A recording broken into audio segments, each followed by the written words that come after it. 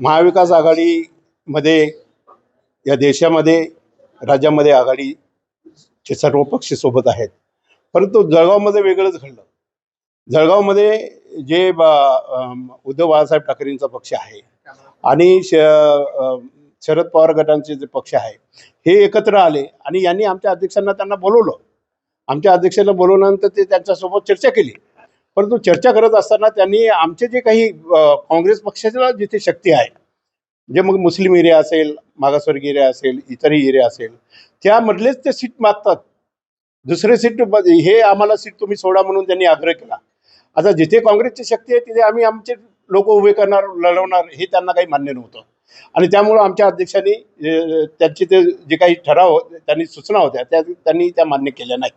आणि त्यांना आम्ही असं सांगितलं होतं की बा आमचे जे गड आहेत किंवा आमचे जे काही पक्षाच्या शक्ती आहे, शक्ती तळ आहेत, तिथे आम्हाला आमच्या पक्षाचे जे उमेदवार निवडून येऊ शकतात त्यांना तुम्ही उमेदवारी सोडा. पण त्यांनी तसं काही केलं नाही आणि तसं न केल्यामुळं ही युती काही या जळगाव शहरामध्ये झालेली नाही. आघाडी युती आघाडी झालेली नाही.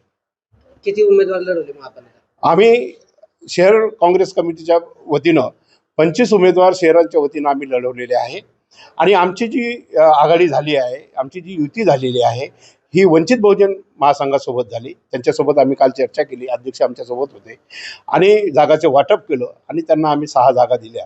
आज त्यांच्या 6 जागा आणि आमच्या 25 जागा, अशा 31 जागा आम्ही आमच्या आघाडीमध्ये लढतो आहे. तुमचं नाव सर? मी लक्ष्मणराव घुमरे, उपाध्यक्ष महाराष्ट्र प्रदेश काँग्रेस कमिटी तथा प्रभारी या जळगाव जिल्हा काँग्रेस कमिटी.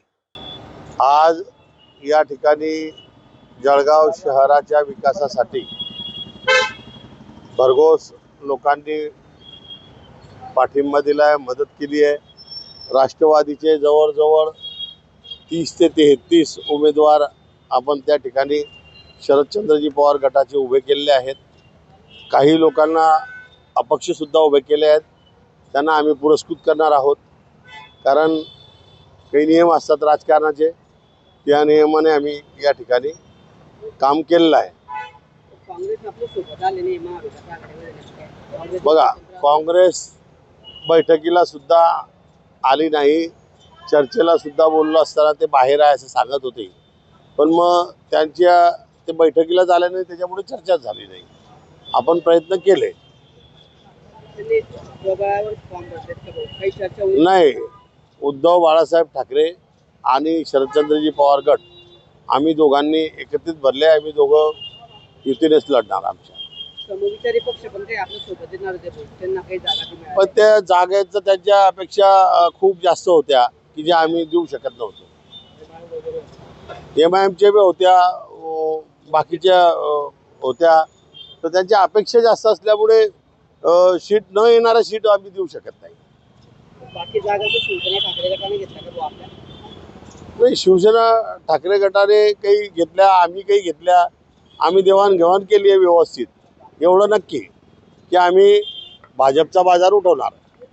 एकूण 75 जागा आहेत, त्यापैकी आपल्या याने किती घेतला आणि उद्धव ठाकरे गटाला किती घेतला?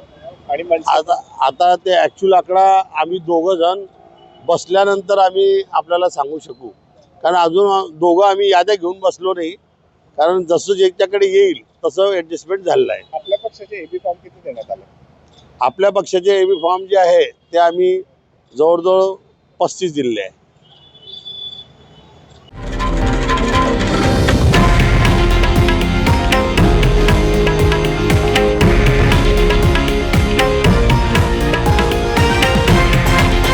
हे आहे देशातील नंबर 1 न्यूज नेटवर्क आणि आपण पाहत आहात TV9 मराठी, एकमेव.